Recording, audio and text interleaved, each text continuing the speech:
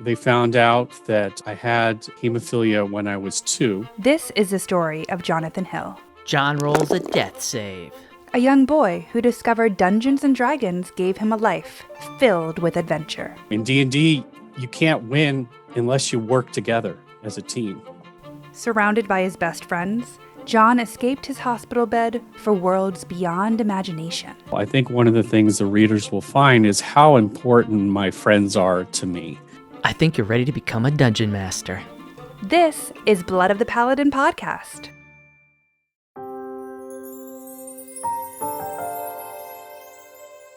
Hi, it's Catherine, and you're listening to part 3 of the audio version of the graphic novel, Blood of the Paladin. When we last left our hero, Jonathan had just gotten the news that he was in line for a new liver. But he's not out of the woods yet. In fact, where we start off today, he's quite literally heading into the woods for some well-needed R&R with his Dungeons & Dragons guild, Mike, Dan, and Ian. It's no spoiler that Jonathan survives. We've been talking to him all month. But you will not believe how bad things got, and what brought him back from the edge of despair. We've got 2 more episodes next week to wrap up this season. But for now, sit back, close your eyes, and get swept away into the world of Blood of the Paladin.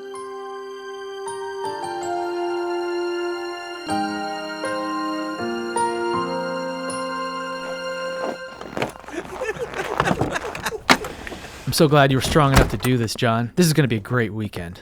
Just really happy to see you after... after all you've been through. Thanks, guys. I'm fine. You know nothing can hold me down for long. My mind was racing. Hemophilia, HIV, now liver disease? So much has happened, in and out of hospitals so many times since Portland, so many new complications. To say it was nerve-wracking being out of town again was an understatement. A whole weekend without work. Or kids.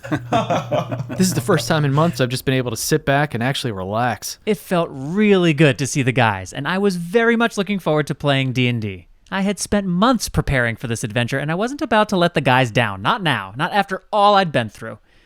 And they were as excited as I was. It wasn't 5 minutes before we were already set up and kicking off the campaign.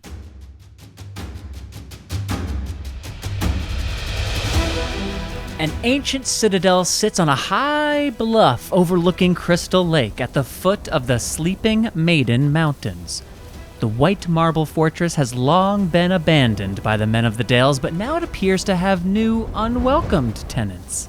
Behind a hilltop, a short distance from the gate of the citadel, our band of adventurers hides in the grass. So, what have we got? Are those stinking orcs in there? There might be a hidden passage into the citadel from the base of the bluff, but unfortunately there's a hunting party of crabmen on the beach that we would have to deal with first. The impenetrable marble walls are still largely intact in the west. Patrols of orcs on the eastern and southern parapets. I'm sad to say, that leaves a frontal assault. Not good. You can see the arrow slits from here. I say we run straight down the gauntlet. My armor can take it. Enough standing around. Follow me. Come on, you scaredy cats. Oh, this is not going to end well. Damn it! I need to take a break, guys. Factor, okay. Got the factor. Tourniquet. Alcohol. Oh, damn it. Oh, God. John, you okay? I'm fine. That's it. We're coming in. Whoa. So that's... He's infusing, guys. That's his factor. I know, I never seen you actually do it before. I'm so sorry, guys. I just wanted to have the weekend with you guys. Well, at least we didn't unpack yet. You jerk. John, seriously, the game can wait. We're here for you, man. I'll get the truck warmed up. Do you think we can move you to the car? Yeah, I think so. Moments later, we were in the truck as Dan navigated a one-lane mountain road zigzagging through what felt like endless wilderness. See, this was the big adult guy's getaway. We had all decided to meet up in the middle of nowhere for this weekend so that we could really get away and spend quality time with each other. Bright idea. low cell service, miles from the nearest town, and here I am having... Hi, Dr. T. This is John's friend, Ian. I think he's having an abdominal bleed. He's in a lot of pain. Right now? Well, he's actually finishing his factor infusion right now in the back seat of his truck. No, unfortunately, I'm not kidding. Listen, we're way out in the sticks. We looked up the nearest hospital, and it's really small. I'm not convinced they'll know how to handle John's conditions. Exactly. Yeah. No, I agree it's far, but UC Davis might be our best bet. What did I get myself into? UC Davis was 3 hours away, on a bumpy mountain road. Every twist in the road was a dagger in my gut. Every bump, the knife twisted. At that moment, I really didn't think I was going to make it. Okay, will do. Thank you, Doc. What'd he say? He said to call every 30 minutes with an update, and that you're lucky to have great friends. He's not wrong. Hey, since you pulled off infusing in the back of the car, maybe we can try D&D next. I'd pay money to see that. D&D. Dungeons and Dragons and driving? Yeah, because this is so much fun already. Easy, man. We're not going to be playing again for a while, guys. I'm so sorry. There's always a way. And we did. It took a while, but that was fine. My health wasn't getting any better. Over the next 2 years, I became pretty weak, so we ended up playing, when we could, over the internet. Look, it's not that it's not working. I'm loving getting to play with you guys. It's just not the same online. I miss being there with you. How about flying out to see us? We can play at my house again. That sounds great. As soon as I'm up for it, I'm there. But I had no idea when that would be. My health was failing. I'd been fighting my liver disease for almost 9 years, waiting for a transplant. I lost weight dramatically. I was having trouble with my memory. I experienced reoccurring falls and fainting spells. I was in constant and severe pain and taking large amounts of opioids to manage it. Both my family and my doctors were extremely worried about me. It was clear that I had a matter of months left before my body failed me. They were also concerned that if my decay continued much further, I would not be strong enough to survive a transplant surgery. What's going on, John? I've really got to get off these pain meds, Dad. Dr. T says if I ever want to get approved for a transplant, I can't be on such heavy doses of opioids. The surgeons just won't do it. Well, have you asked for help? Maybe they have a program. Yeah, but my primary care physician sent me to the addiction recovery clinic. It was a nightmare. They treated me like a criminal. I'm a patient with a medical condition. It was just lots of peeing in cups and logging pills. It was stupid. I'm just done. Well, what are your options? Yeah, so I'm thinking that I'm going to give you the bottle of pills, and I want you to flush it down the toilet. I want to do this now, at the cabin, with you and the family. Cold turkey. That's risky, John. It could be pretty problematic for your body. I've already made up my mind. It's the best way, but I need your help. Okay, but I want to watch your vitals closely while we're doing this. Here, take them. I'll spare you most of the gruesome details of what detox from opioids looks like. It was a lot of constant shaking, vomiting, nausea, and a lot of watching my family enjoy the lake from the shore while bundled up in a blanket shivering. Couple days in, John. What's the damage? How are you feeling? I can't stop shaking, and I feel like I'm just gonna throw up all the time, but I gotta make it. I need to be clean for them. I missed too much of their childhood already. I'm not gonna let these drugs rob me of any more time. That's good. You're doing good. But if it's too much, we can stop. No, I can do this. And I did. With a lot of faith, hope, and understanding from my family, I made it over to the other side of my detox. I'm very proud of you, John. I guess I can flush these pills now. What? Well, I wanted to see if you were going to make it first. But that wasn't the end of the hard part. Not by far. I kept losing weight, and after a while, I lost a lot of my mobility.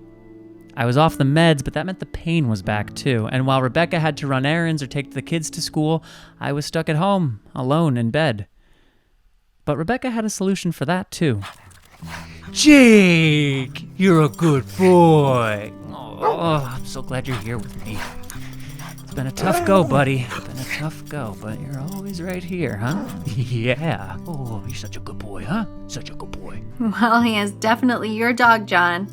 He won't give the boys any attention, and they are very jealous. I know you weren't overly excited to get a dog again. Well, you need to keep your strength and spirits up. It helps to have him here, and he does encourage me to get up and move, and he loves it when I take him on a walk, even if it's a really short one. Well, we're stuck with you now, huh, Jake? Having Jake by my side helped, but by the spring of 2017, I was at a breaking point. Something had to change. John, I spoke with your transplant doctors up in Madison. Listen, there is genuine concern you may not be strong enough to survive a surgery at this point. Dr. T, I have been on the wait list for over 9 years. What did they expect? Well, we spoke about the possibility of switching your transplant care to Northwestern in Chicago. It is a larger transplant center, and they have the HOPE program where they match HIV-positive patients with HIV-positive organs. Do it. Call them. Okay, but listen, this list might move faster. You'll need an overnight bag packed at all times. When you get the call, you'll only have 4 hours to get to Northwestern. It's a 2-hour drive from our house to the hospital in Chicago. Rebecca can make it in an hour and a half easy. Well, let's focus on building up your strength and trying to increase your weight. We'll start with protein shakes. By fall, now 2017, the only thing that changed was my health, and not for the better. I couldn't leave my bed. I couldn't do much of anything, even breathe. I needed a ventilator to keep my oxygen levels up. I was dying, and I was ready to give up. I had decided. And the only one there to witness it was my dog, Jake. And Bytor? You're willing to go? To leave your family behind? Of course not. But the pain and the transplant list. In the order of light, we choose life. I didn't choose to have hemophilia. It's not fair. Every bad thing in my life, HIV, Hep C, liver disease, none of it was my choice. In the order of light, we choose life. It's not fair. I'm a good person. I don't deserve any of this. Just let me go. I saw him there. Clear as day. Maybe the most real thing I had seen in months. Bytor, standing at the end of my bed, removed his helmet. And he was old. Not sick like me, but frail. Tired. In the order of the light, we choose life. I always picture you so strong, young, and healthy. All the campaigns, the battles.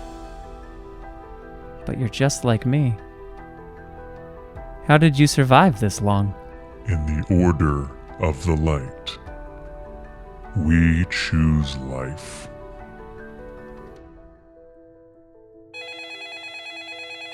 Hello, this is Rebecca. Oh my god, okay. No, we can make it in time. Yeah, we can make it there. Thank you. We'll be there. Thank you. We got John to the hospital just in time. But with how weak he was, it felt like we needed a miracle to pull him through this last-minute transplant surgery. We all did our part, and the surgeons worked quickly, efficiently.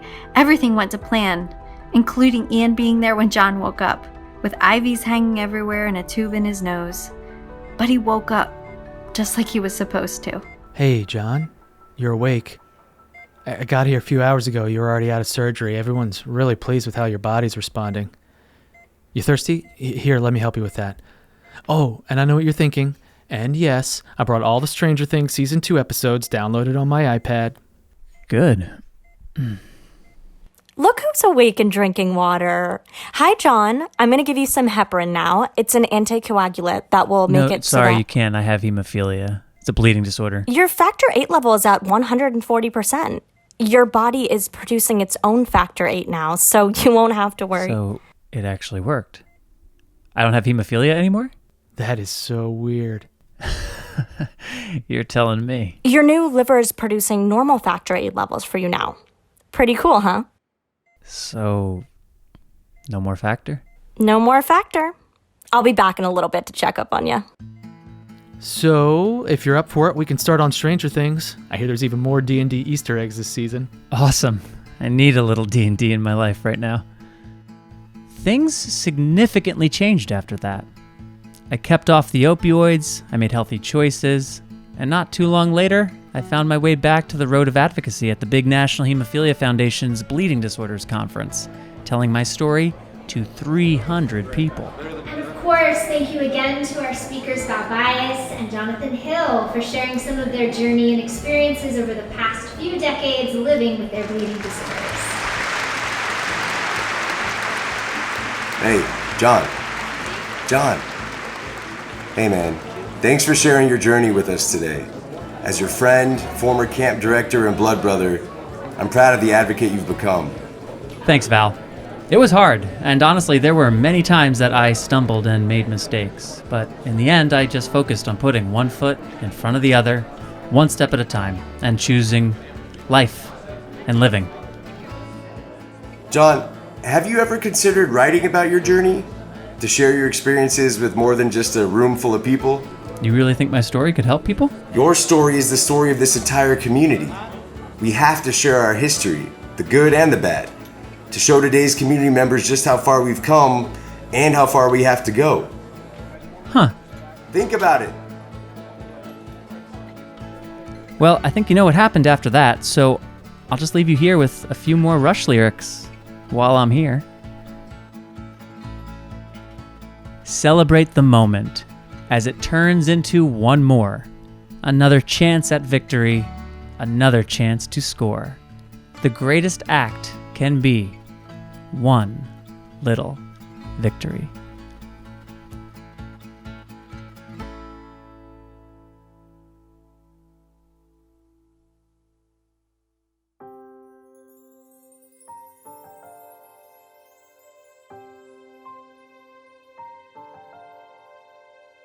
Blood of the Paladin is a Bloodstream Media production made possible by BioMarin.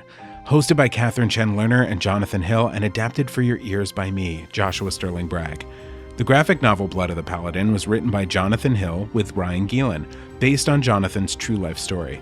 Special thanks to the editors that helped me put this together, Allison Stoney and Christina Penny, and to the incredible cast and crew at Believe Limited that helped bring this story to life. Episodes of this podcast were directed by me, Joshua Sterling Bragg, produced by Greg Holtzman and Catherine Chen Lerner, and executive produced by Ryan Gielen. If you want to hear more podcasts like this one, check out bloodstreammedia.com, where you can find podcasts about bleeding disorders, gene therapy, community stories, menstruation, pain and how we deal with it, and so much more. That's bloodstreammedia.com.